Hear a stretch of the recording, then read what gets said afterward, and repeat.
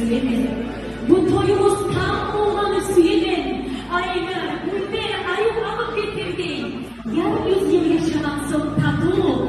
Alay ayıp altın koyuda getirdi.